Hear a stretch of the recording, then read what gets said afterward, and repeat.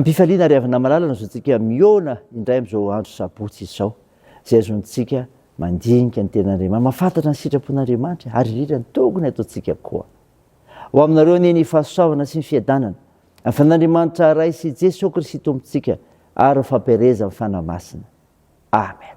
Sabotsy 12 oktobra 2020 ivanjenantsika alo hevitra hoe mamoria vokatra ho an'ny tompo. Andeha ariavana hidera sy ankalazan'andriamanitra isika. Isaotran' Jehovah lalandava aho eo ambavaka mandrakariva ny fiderana azy.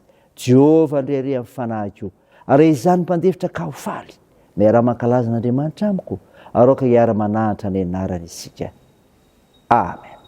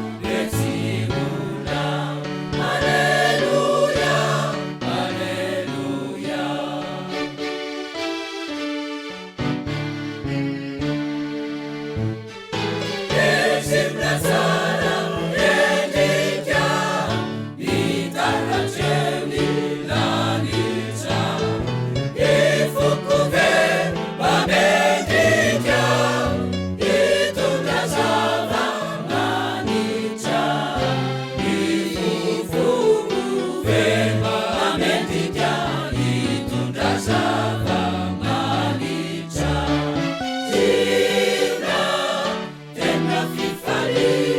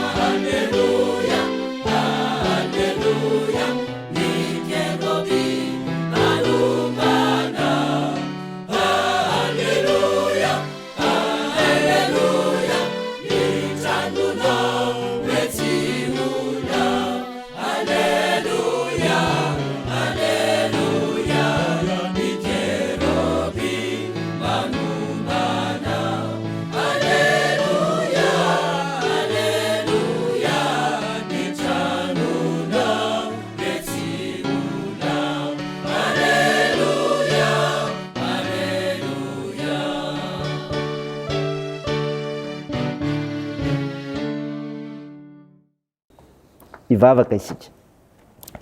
Ry Jesosy tomponay io, Andriamanitra mampifaly anay ianao. Misaotra anao zay ny amin'ny zavatra rehetra, ko mankalaza sy midera me voninahitra sy narinao masina. Tompo, mahatsiaro teny zay fa mpanota, ko mandohariko anatrehanao, miaiky ny fahadisoanay, mamindrafo amin'ny ary mamelany erikay. Fanamasonao, midila, manjakaty anatinay, aizany miaino ny teninao, mitondra famonjena, ka namafisanay ny tsy avozanay amin'ny finoananao, Andriamanitra ao amin'ny Jesosy Kristy. Anaran'i Jesosy Kristy tomponay, novanay za mivavaka izany. Amen. Ny mofinainao antsika amin'ity an'ity ry havana malala, dia hitanao ny filazantsara araka ny Jaona. Jaona 5:10, ny 2:1:10 ka hatramin'ny 4:10. Mivaky toy izao aminaran'i Jesosy. Izany zavatra izany dia efa nolazaiko taminareo, mba aminareo ny fifaliako ka ho tanteraka ny fifalianareo. Izao ny didiko dia mba hifankatiavanareo tahaka ny tiavako anareo. Tsy misy manana fitiavana lehibe noho izao dia manolotra ny ainy hamonjy ny sakaizana. Ianareo ny sakaizako raha manao araka izay andidiko anareo. Tsy ataoko hoe mpanompo intsony anareo, fa ny mpanompo tsy mahalala izay ataon'ny tompony, fa efa nataoko hoe sakaiza ianareo, satria izay rehetra reko tamin'ny raiko nanambarako taminareo.